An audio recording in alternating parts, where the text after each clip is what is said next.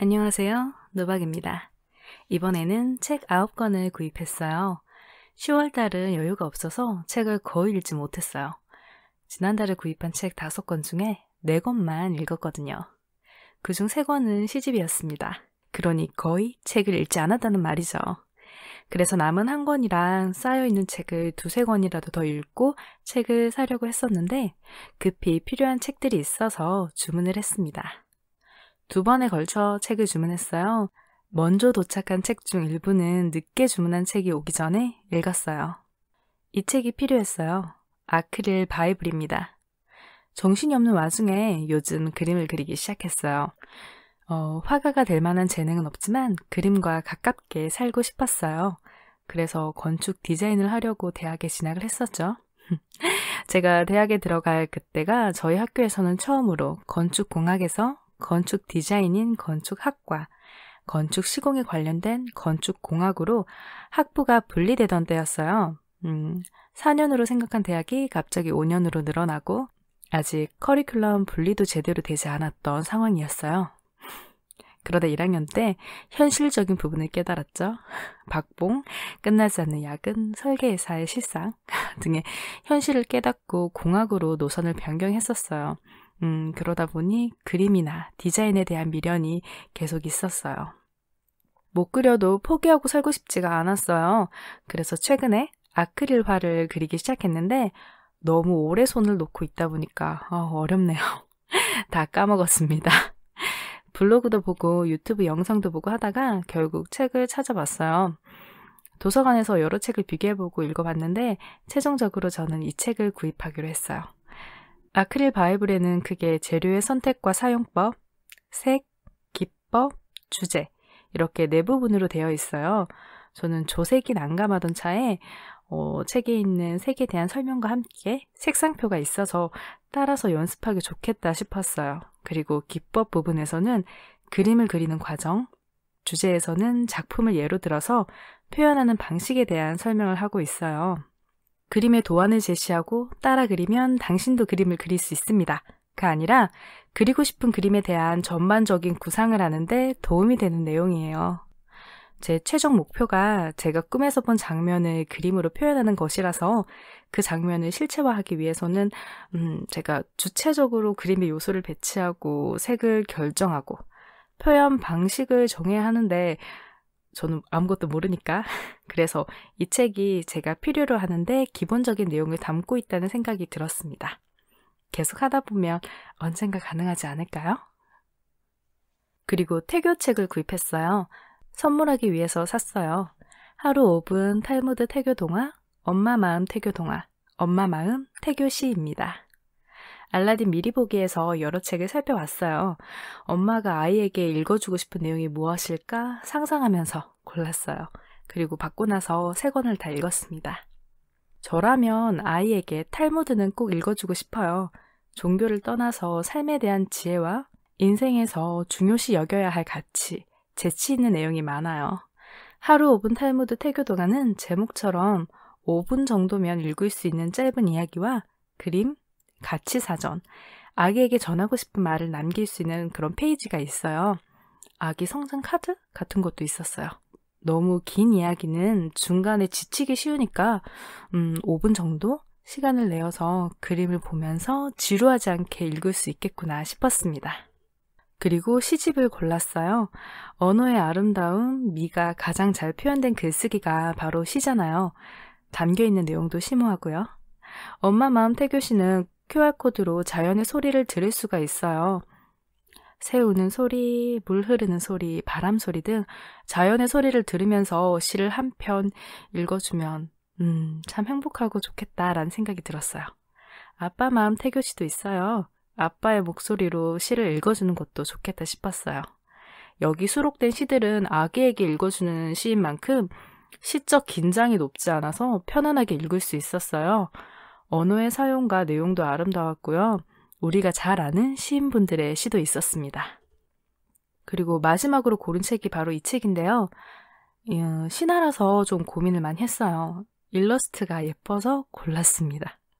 엄마 마음 태교 동화는 7가지 신화가 담겨 있어요. 저자가 부모와 아기에게 들려주고 싶은 이유가 적혀 있어서 흥미로웠어요. 저는 신화나 민간 설화, 전래동화를 좋아하는 편이라서 괜찮았는데 내용은 뭐랄까 호불호가 강할 것 같다는 생각이 들었습니다. 이드님의 언박싱 영상을 보고 구입했어요. 더 라스트 원이에요. 이드님의 영상을 보면서 헝거게임이 떠올랐어요.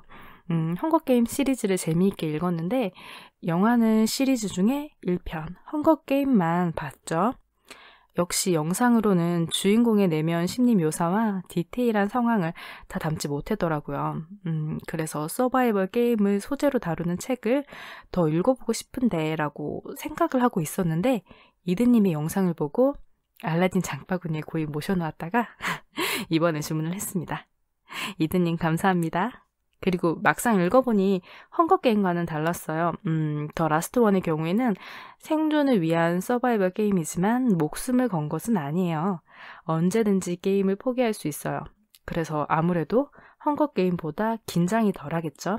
대신에 실제 상황과 편집된 후에 영상에서 보여지는 내용의 차이, 엔터테인먼트를 위한 캐릭터 선정, 화면에 보이게 될 인물들의 이미지, 프로그램 진행 상황 같은 내용이 있어서 흥미로웠어요.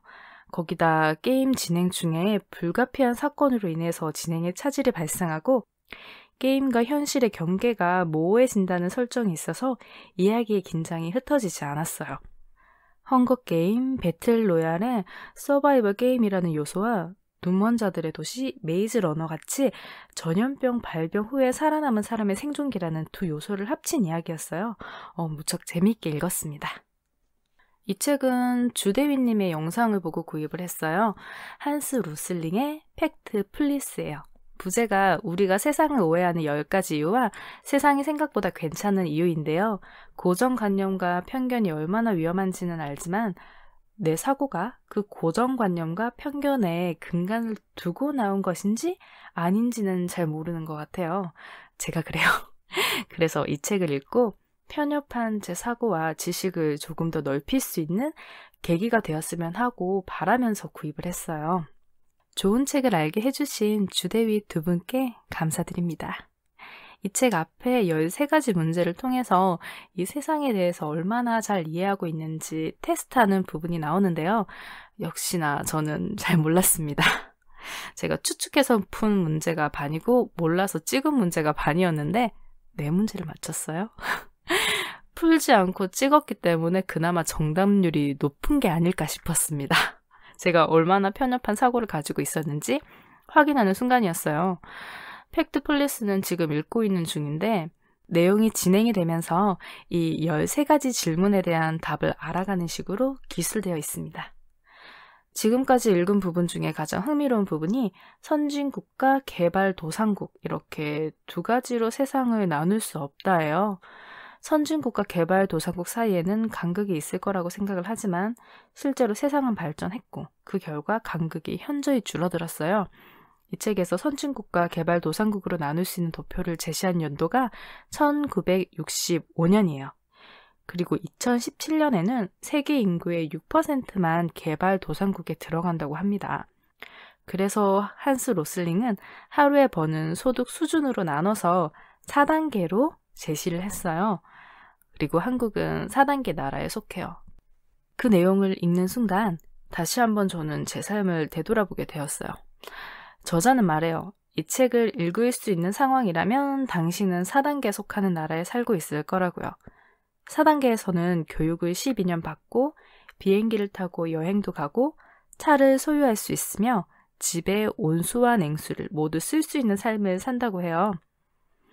한국 사회의 기준으로 보면 전 가난해요.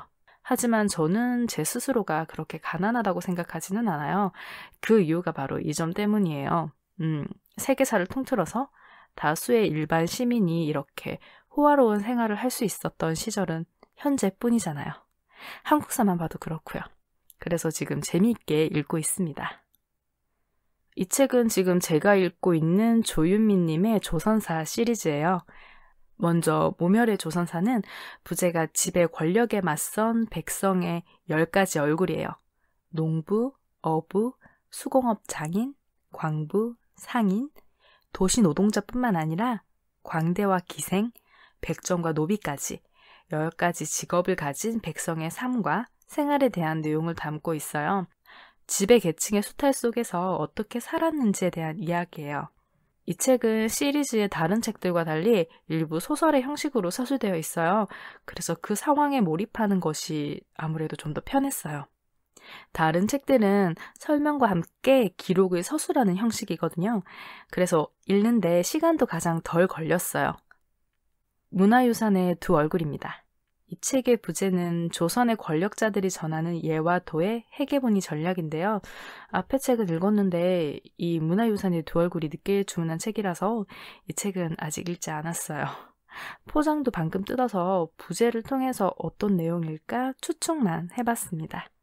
이제 이 책만 읽으면 이 시리즈도 끝이 나네요.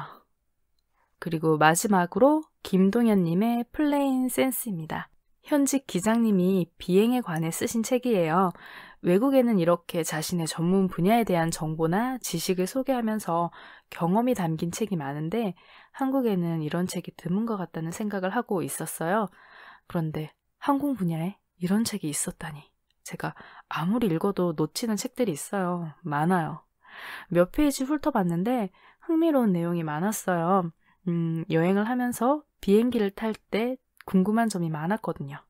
외국의 상황뿐만 아니라 한국의 상황을 알 수 있다는 점에서 특히 기대가 되는 책이에요. 외국 서적에서는 아무래도 한국의 상황이 예시로도 잘 나오지 않거든요. 그래서 저는 그 점이 아쉬웠어요. 캡틴 스타님 영상을 보고 주문한 책이에요. 캡틴 스타님 덕분에 비행기 이론서가 아닌 실전 경험이 담긴 책을 알게 되었습니다. 감사드립니다. 즐겁게 읽겠습니다. 이렇게 저는 총 9권의 책을 구입했어요. 이제는 좀 책 읽는 시간을 늘릴 예정이에요. 밀린 책들까지 읽으려면 조금 열심히 읽어야 해요. 아직 해야 할 일이 좀 있어서 그 일만 정리되고 나면 그림을 그리고 책을 읽는 데만 집중을 할 생각입니다. 노박이었습니다. 감사합니다.